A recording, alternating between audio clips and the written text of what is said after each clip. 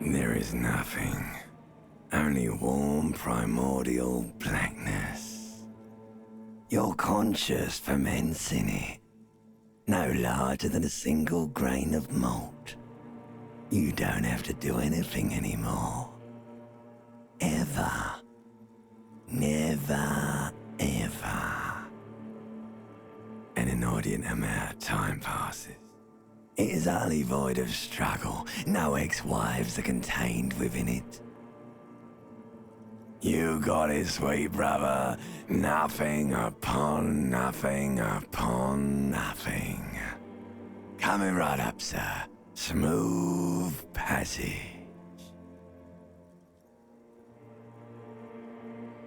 Alright, nothing town to fuck all borough. Not you. Your days of giving a shit and being that type of animal are over. The song of death is sweet and endless. But what is this? Somewhere in the sore, bloated man meat around you. A sensation. Like a fly to the ointment, your conscience sticks to it. The limbed and headed machine of pain and undignified suffering is firing up again. It wants to walk the desert, hurting, longing, dancing to disco music. The stench of liquor rises from your mouth, and with it, an ungodly headache. A fiery streak penetrates your skull, trying to force your eyes open. It's a sound, a clarion call from hell. Somehow, you know what it is. A Caprice Canema motor carriage.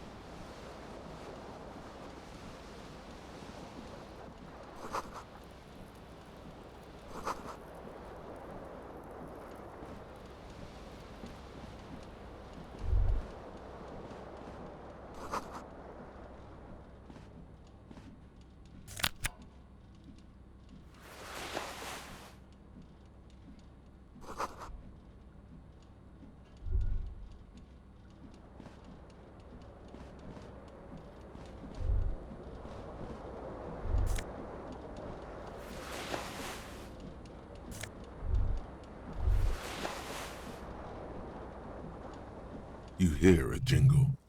Keys are clinking in the pocket of your flare-cut pants. It says, whirling in rags, on the aluminium keyring. There is a single key on the ring. The number 1 is etched on it. It should open the door.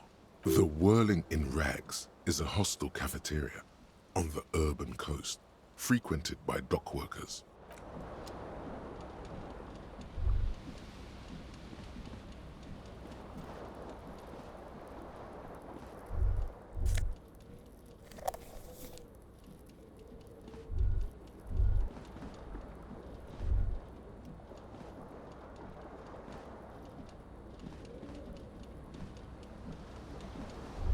This fan has 2 chain pull switches.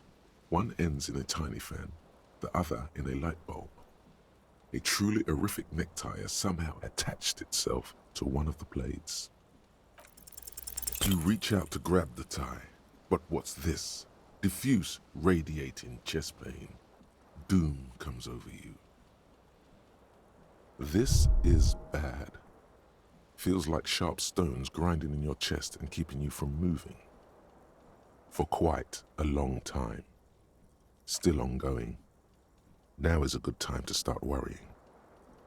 Finally, the pressure recedes. You find yourself covered in cold sweat and trying not to move, hoping it will keep you from dying. You know what you should do. You should stop the fan and then try again. It'll get easier. Do it if you want to die. The stabbing pain in your chest is telling you you're hanging by a thread here.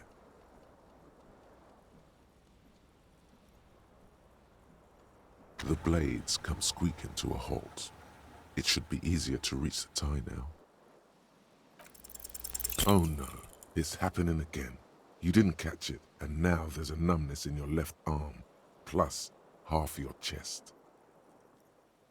It's even worse this time. Maybe you should stop trying to catch the tie. Still happening. Definitely worse than the last time. Finally, the stabbing recedes.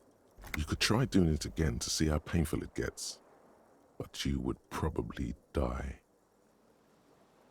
A terrible mistake. Turn the lights off immediately. You can practically feel the photons burning a hole in your brain. Your eyes burn with photosensitivity. It's not good.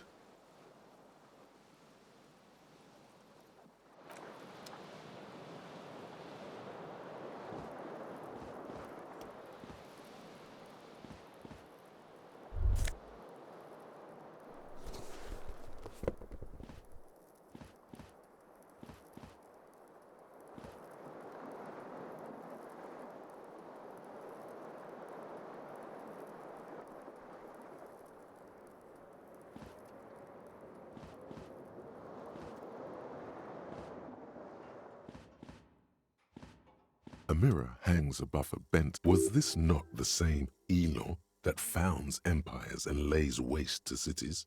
Virile, uncaring towards the little things? Probably not, no. Hot water sprays from the faucet's base, and steam covers the mirror.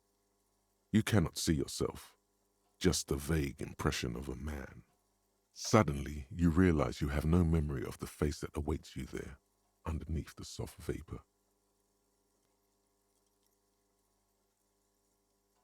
As you slowly reach your hand towards the surface of the mirror,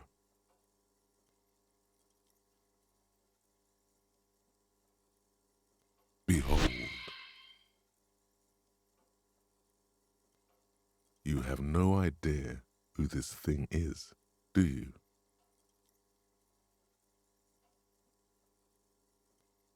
It appears you're also dead. There's clearly rigor mortis on your face. Or wait, is that an expression?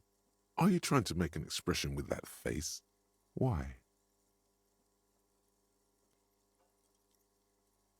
Please stop.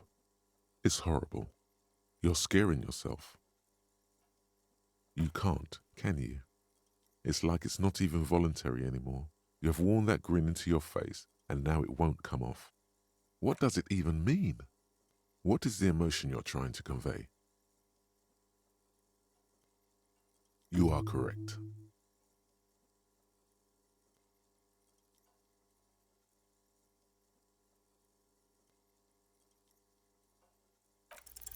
It belongs in the new, the third decade of the current century. Enough time had passed from the failure of the revolution that, for a fleeting moment, free market economy seemed like the ultimate, uncontested way of life for our species. Things were good. It was smooth sailing. People made gold and champagne-tinted interiors and facades to suit the times, calling this the new style. But more importantly, disco happened.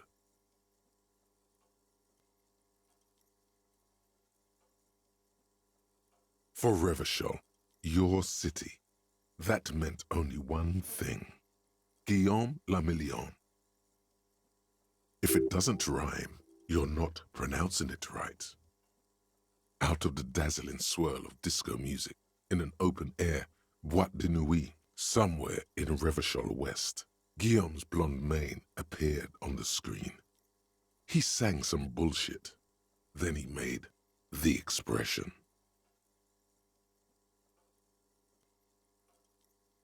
You have some understanding of the near history of disco.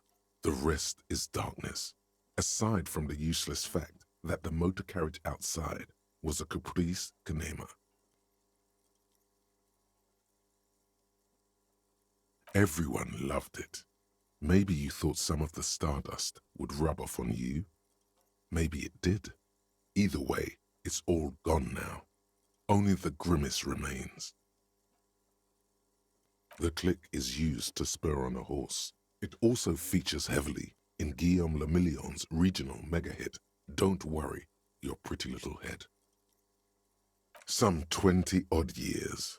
There is a vast ocean of time between right now and the expression, looking good on you, or anyone. Humanity has run aground in that time. It's a different world now. The expression is a relic. It doesn't have to be.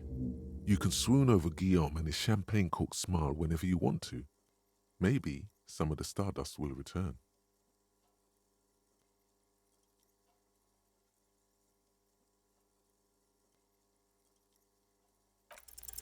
It's too late. Like an image on film.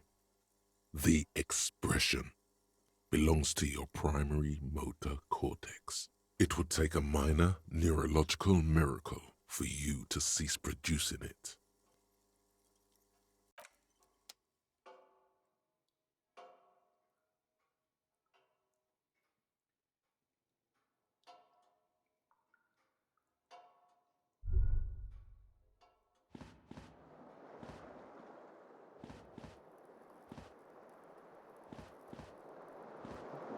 This fan has two chain pull switches. One ends in a tiny fan, the other in a light bulb. A truly horrific necktie has somehow attached itself to one of the blades.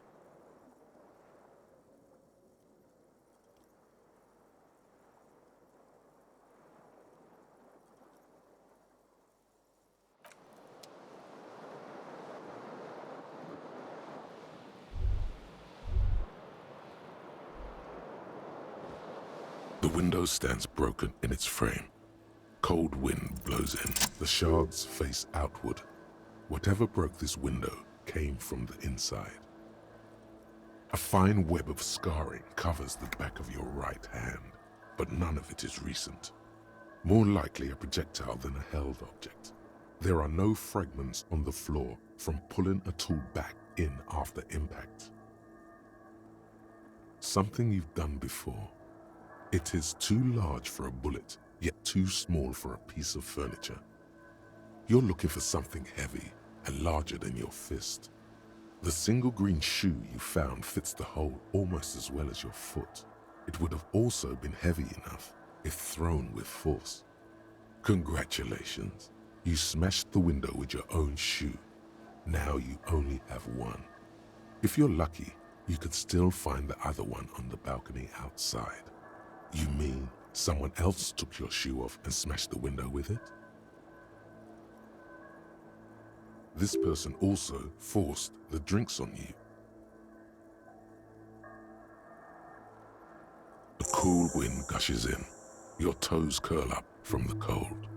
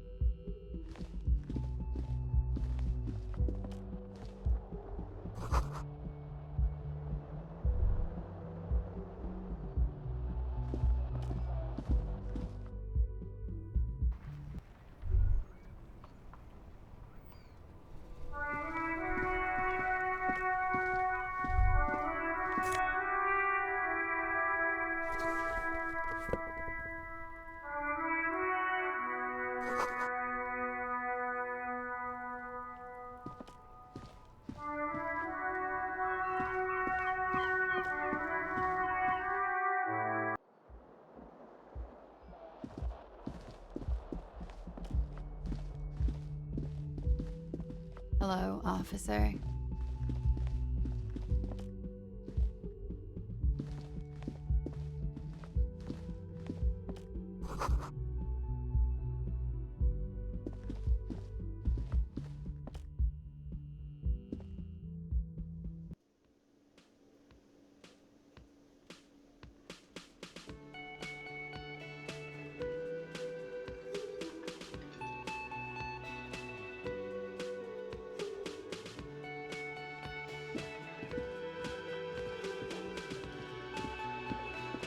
A man in his late 20s stands behind the counter, inspecting a stuffed seabird. As you approach, he gives you a sideways glance, then looks down again. Everything is cool between you and this guy. He's a big fan. Make some small talk. A competent work of taxidermy. The white and brown seabird lies among piles of coasters and drying mugs. One of its wings broken. The man is trying to mend it. Looks like the bird was ripped off the shield that was used to mount it, most likely on a wall. This is the Great Skua. The seabird is the symbol for the discovery of the Insulindian Isola, the part of the world you are in right now. The small steel tag says as much. The Great Skua. Stegosaurus Skua.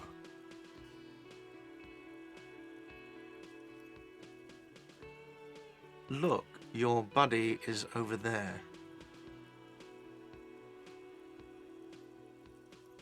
Why don't you go and talk to him, okay? He pretends not to hear you, concentrating on the bird instead. No, I'm not the bartender. I'm the cafeteria manager. He's very animated all of a sudden. This seems like a touchy subject. I have 3 cafeterias to manage. 3. Sylvie tends the bar here, not me. I'm only standing in. She just, you know... His eyes dart from left to right.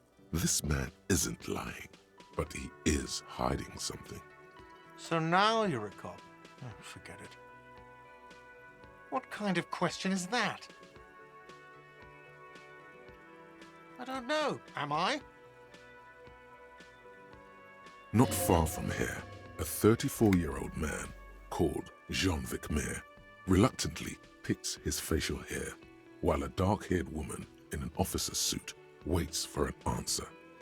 A typical police station morning hums in the background. Telephones ringing, the whir of a Rolodex. Have you seen the way he dresses? The man asks. It's like he's not even a cop anymore. Shows up in here looking like a clown, reeking of alcohol, screams at everyone. I'm done with that guy. Let him sort it out for himself.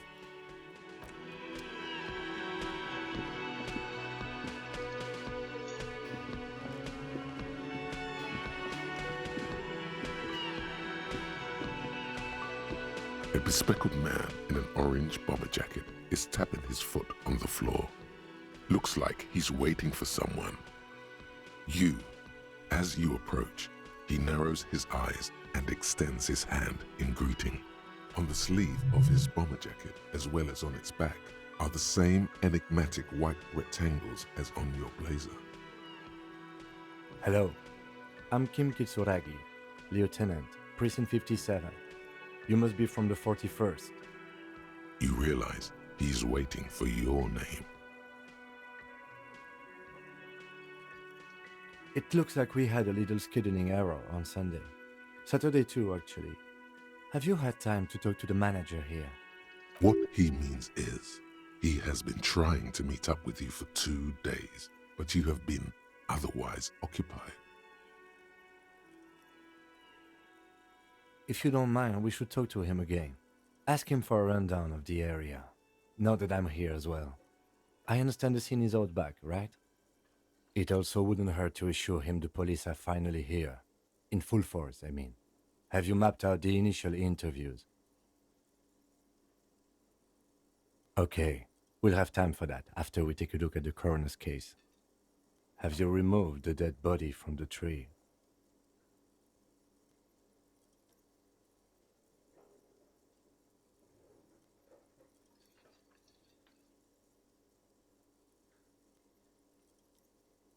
So, the body is still in the tree, where it has been hanging for 7 days straight. We should go there as soon as we are done talking to the owner. After you, officer. If you're about to embark on an investigation, shouldn't you have a badge? You mean you don't have a badge?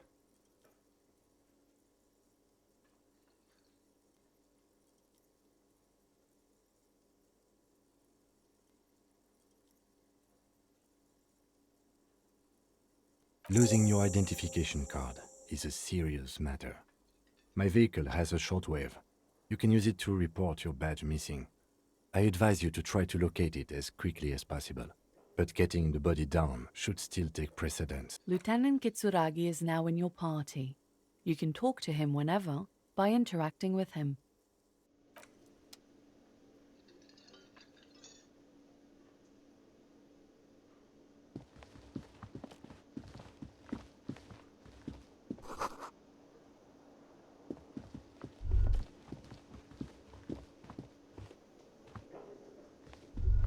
The man with the unimpressive beard notices you approaching. He drops the ledger he was holding and turns to the lieutenant. Mr. Gart, right? You run this place. Yes. I am Kim Kitsuragi from Precinct 57. This is an inter-district investigation, so joining me from Precinct 41...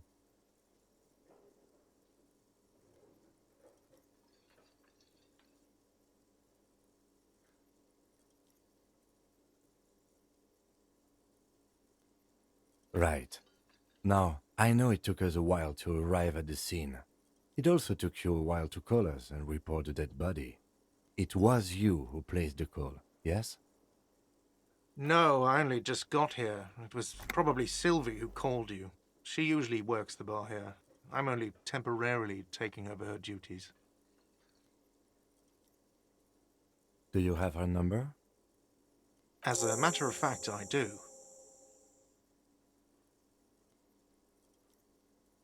This sounds like something you can use to call this Sylvie later. You said you just got here. From where? Are you a local? What, of Martinez? No, I live in Jamrock. I only sometimes come here to keep an eye on the place. This is just one of the many cafeterias I manage. But you still know your way around, yes? In case we need directions. Yes, I know where some things are, but as I said, I don't live here. I just used to work here. And I'm not going to start working here again, if that's what you think.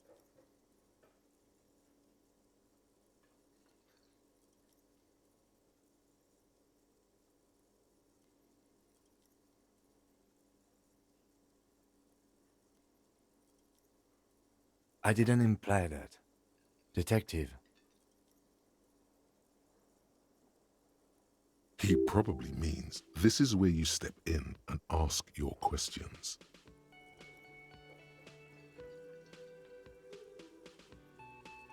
His face expresses profound doubt in your having this. Ask him about the body's location before asking if he killed him. People... Haven't you asked me that already? What is it with you and this woman? She has nothing to do with this. Okay, you got me. She went away because of the dead body out back. And because I asked for her number. That's why Sylvie went away. I hope you appreciate that. Thank you.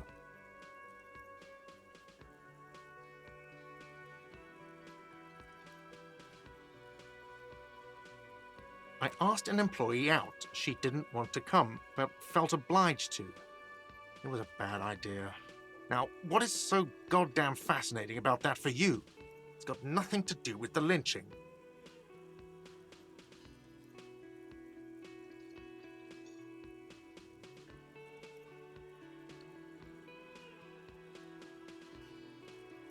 good for you. Was there something else? I'd like to get back to what I was doing. Behind this building, there's a courtyard. They hoisted him up on a tree there. That's easy. See that door there? First you exit through that. Then, to your right, you should see a big hole in the fence. A really big one. You can get to the courtyard through there. No need for the keys. The hole is big enough for the Franco-Nigerian cavalry to fit through. This man means the heavy cavalry of the innocents Franco-Negro, sweeping over the plains and nations of the enemies of mankind. 5th century style. Unified currency and the concept of cool came in their wake. They wore lamella and carried guns.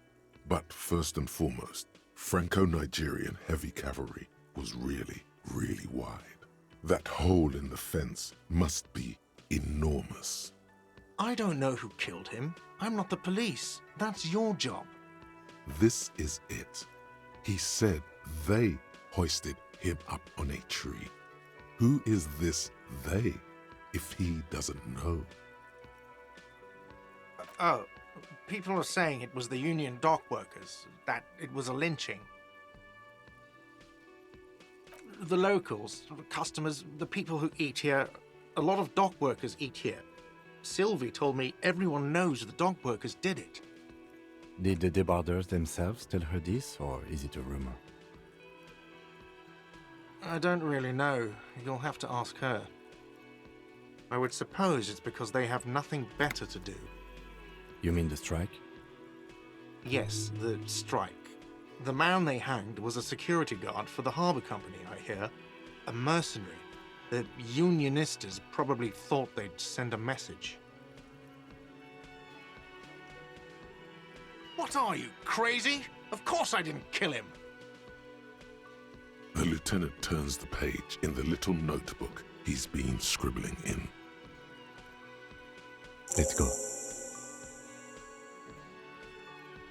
Not so fast.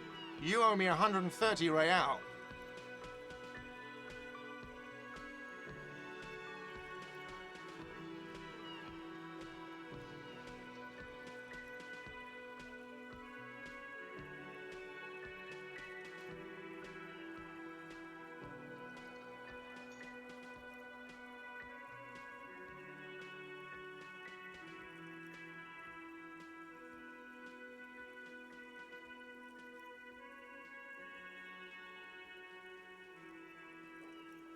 Oh, excuse me. You owe me 130 real. The IIR, or Inter-Isolary Real, is the global reserve currency. Whatever part of the world you're in right now, it's safe to assume he means you owe him some money. Wow, you're a genius. Yes, that's right, money. You owe this establishment 130 real. Let's see. 3 nights at a tariff of 20 real comes to 60 real. Then there's the window you annihilated. The hole in the window was the first thing I saw when I came to work. So don't try to tell me you didn't. That will be 40 real in damages. Another thing you've annihilated is half the bar. You've run a tab of 30 real. Actually more, but we'll round it down to 30 for your hard work maintaining the stability and order of Revachol. That's 60 plus 40 plus 30 equals 130 real. And yes, real is still money. What are you, a philosopher?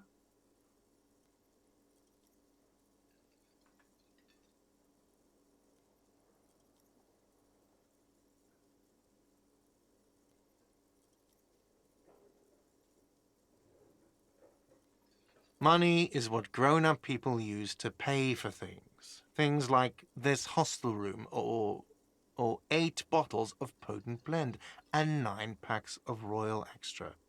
We use it for everything, really.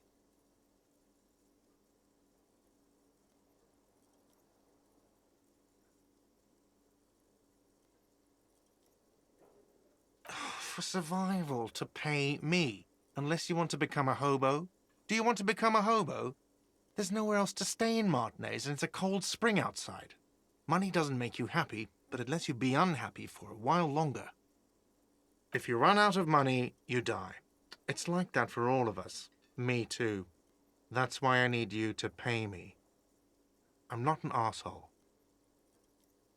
Are you serious? From your work? I don't know. You can take bribes, I guess. I'm sorry.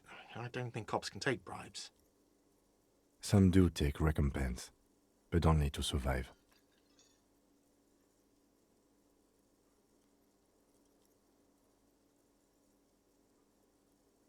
There's a shuffle of nylon as Lieutenant Kitsuragi looks for something in the pockets of his orange bomber. I'm sorry, but he has to pay. I can't let him stay here any longer if he doesn't. If he doesn't have the money by tonight, then...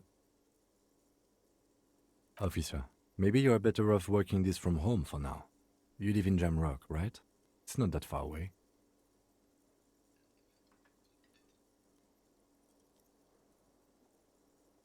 I'm sorry I couldn't help more.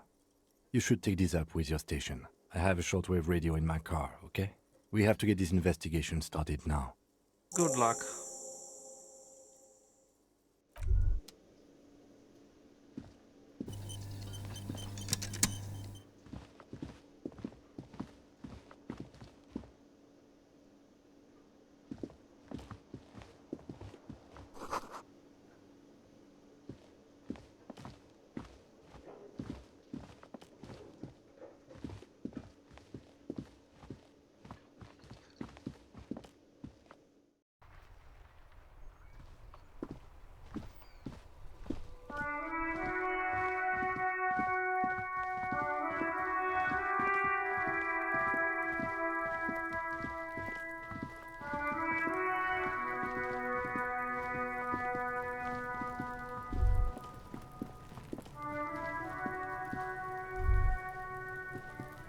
Kuno's got this! If there ever was such a thing as an ugly kid, then this is it. He's almost exquisite in his ugliness, like a gremlin. Oh yeah, nappa gumpy, Kuno! Can't talk, pig! Shit's coming up strong! Throwing rocks! Shit coming up strong. That sounds good. Joyous. You should hang out with this kid and see what that juicy shit is all about. I mean drugs. The kid's on drugs. Yeah, Kuno! Ride the lightning, Kuno! Kuno's riding it, see? The rake, Kuno! You should throw the rake at him, Kuno! The fuck does Kuno know what a rake is? Kuno's not a gardener.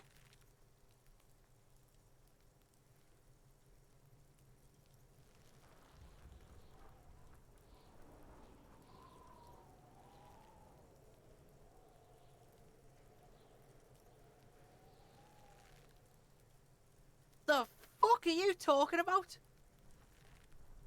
He's calling us Kuno! He says we're fucking each other!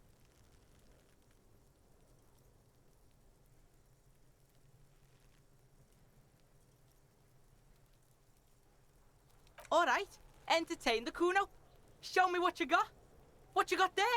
What you got, huh? Show me what you got. The kid moves his hands like a basketball player dribbling fast. Shitload, pig. What's your question? Don't tell the pig shit, Kuno! This is where you quickly ask him questions. Real cop questions, like a cop.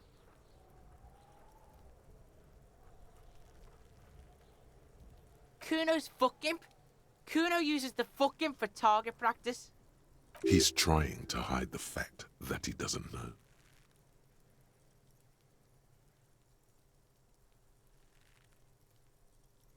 Kuno knows all kinds of shit. Kuno's not a snitch, that's all.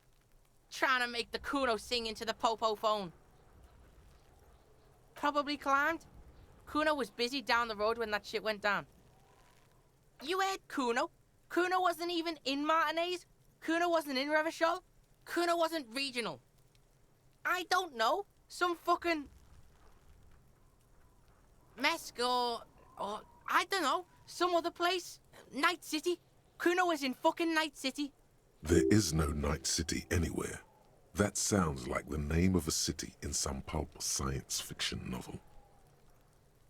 Kuno gives this info out on a need-to-know basis, and you don't need to know. Kuno didn't smoke the gimp, if that's what you meant. Thanks, Kuno. That's one name you can now cross off the list. Just a couple of pigs sniffing around in the dirt. That seems pretty fucking suspicious to Kuno. Yeah, you tell the faggoty, Kuno. Kuno's fuck gimp? He's trying to hide the fact that he... Kuno knows what you meant. Kuno's not a snitch, that's all. Chap probably climbed. You heard Kuno. I don't know. Mesk or... There is no Night City. Why you gotta be riding Kuno's ass? You haven't been where Kuno's been. You haven't been in Kuno's head. You wanna know where Kuno was? You wanna know what Kuno's been fucking up to? Oh, don't tell him that, Kuno. It's lame. It's not fucking lame. Kuno's building Kuno's city. Night City, Rage City, the City of Rage. That's it, and it's not lame. Lame. That's the name of Kuno's city, bitch. Get the fuck off Kuno's back. This shit ain't about that. It's impossible to deduce what it is about, at least for the moment. You're testing Kuno's patience here. Get lost,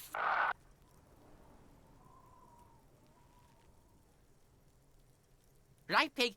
This is where Kuno plays with his little wooden choo-choo. Fuck do you want with it? Yeah, whatever. Kuno doesn't give a shit. Kuno's Kuno, pig?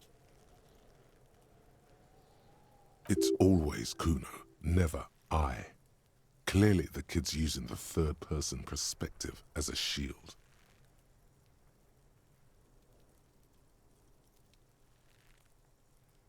Kuno doesn't do that smart shit. Don't throw that book shit at Kuno. Kuno knows you're lying. Trying to get Kuno hooked on the book. Watch out, Kuno! He's trying to fiddle you! He's gonna put his hands on you!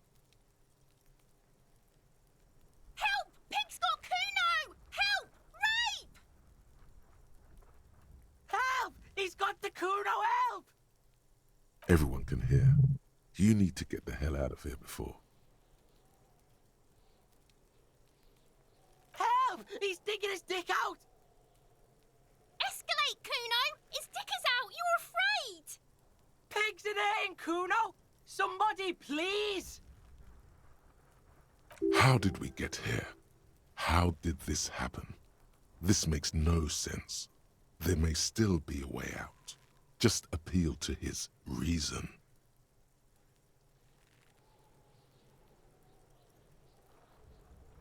Help! Misters, help! He's flashing Kuno! He's showing his genitals! If you don't help Kuno now, it'll be too late! No one? Kuno's doing this because he likes it, pig. Help! The pig's gagging him! Kuno can't speak! Look.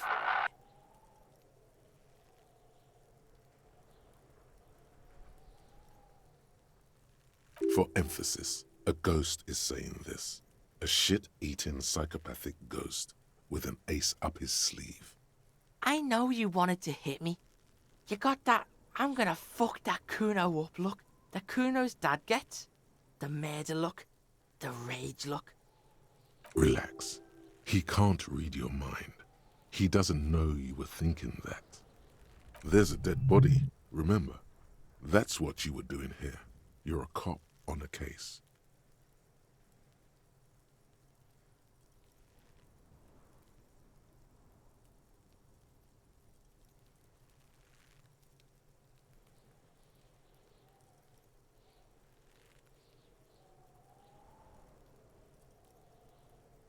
I can. Kuno can smell that violent shit. I know what you were thinking. I'm gonna fuck that Kuno up. I'm gonna shut his shit down. You know what? You should have hit the Kuno, because now you're nothing. You're a joke to Kuno. Kuno laughs at you. King Kuno! Kuno turned you into his prison, bitch! You're gonna be in this shit with Kuno! No, you're not. We can just leave. Bitch, you're gonna be in this shit with Kuno forever! A peepo is a type of hat, by the way. You don't talk to me about my fucking peeper! You don't know where I come from! You just Kuno's bottom bitch! Okay, Kuno is kind to his bitch. Ask your questions, but remember, this changes shit. Click, click, click, click!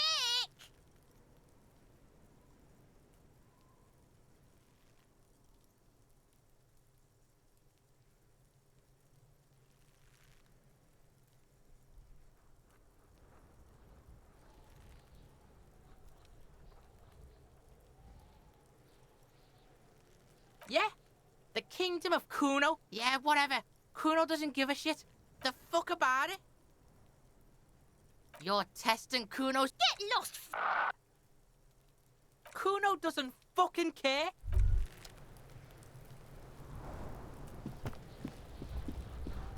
The corpse looks at you with bulging white eyes. The face around them does not look human. It's swollen and ready to burst. His lips are fish-like and his tongue like a ball gag in his mouth. You seem to be holding your breath. A cargo belt twists his neck at an unnatural angle. The body below appears stiff. It's letting out an ungodly rot. The smell seeps in even through your clenched nostrils. Active decay. It's okay to throw up, officer. No one is judging. He's about to blow! Cock's gonna blow, Kuno!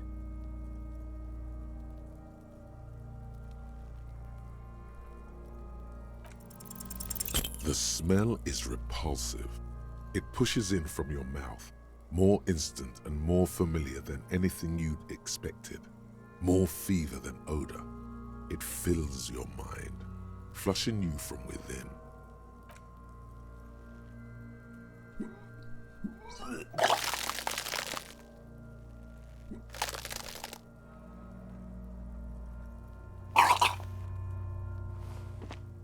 You feel a great force ringing from your stomach. Your body curls and pushes it out, until a pool of vomit lies under your feet, and your throat. The smell of Commodore Red rises from the pool. Among it, distilled spirit and bits of shish kebab. Keep it. The hangover is clearly making these worse for you. You could use some ammonia to clear your head. There is Frit nearby, east of the hostel. They usually have a small apothecary. If they don't... There's a greenhouse here, and a gardener with a wheelbarrow on the corner of the whirling in rags. If she works here, she might have something for the smell. Pretty clever. Acquiring ammonia will provide a modifier to the wipe check. Modifiers make checks easier and allow you to retry them.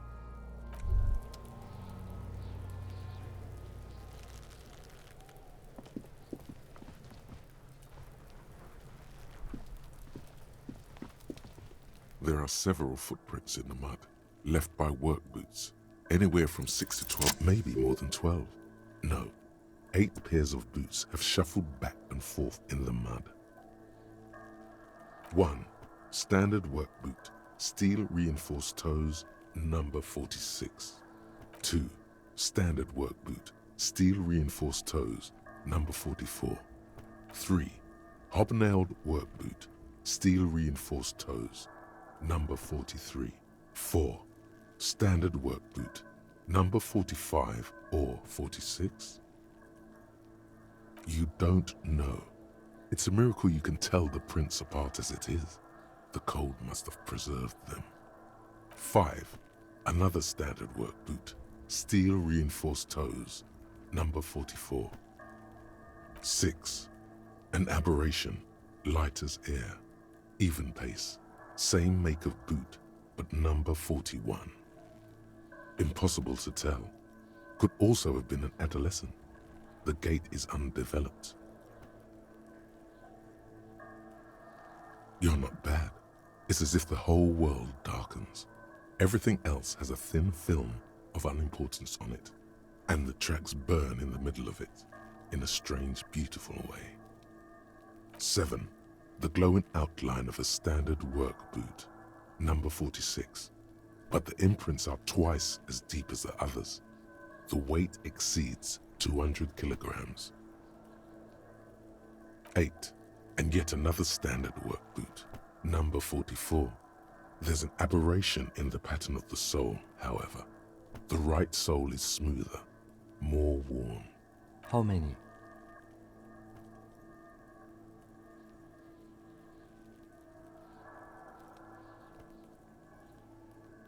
I was pretty off then. I counted 20.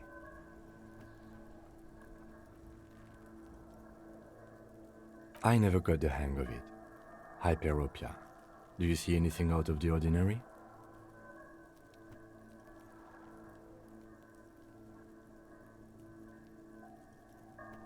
$200? Could it be the combined weight of two people, one carrying the other who's tied up? Let's say a heavily built worker carrying a similarly built, soon-to-be-dead man. He might be right. 200 kilograms of living weight is unlikely. Possibly, yes. But why? Yes, they could have used a makeshift stretcher or just march him up to the gallows.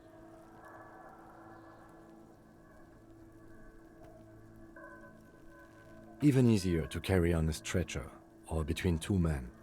Anyway, it's for future consideration. What else can you see? A woman? Or a kid?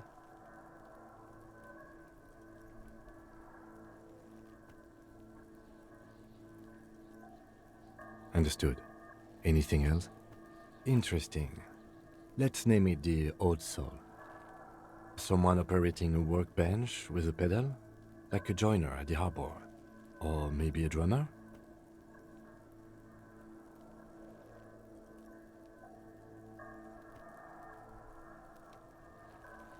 No, it's not. Forget I said it. We are not looking for a drummer. Perhaps it could be a driver. A driver would wear out the right shoe before the left. The accelerator is on the right.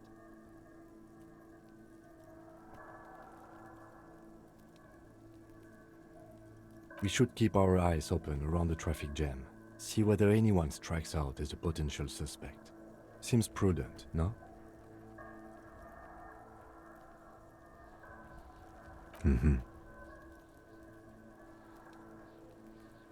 A week, maybe?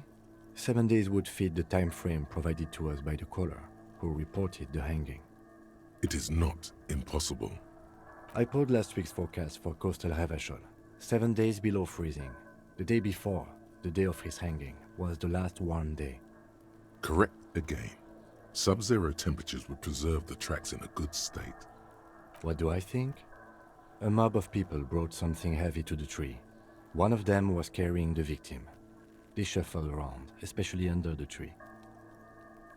Then, after hoisting him up, they stood in a semicircle facing his direction. At first glance, this appears to be a lynching. Indeed, they all stood in a row here and looked at the tree. Yes, everything fits so well. Carried him over, hoisted him up, watched him hang. This is easy. The lieutenant's eyes narrow. He's thinking to himself. Either way. What else?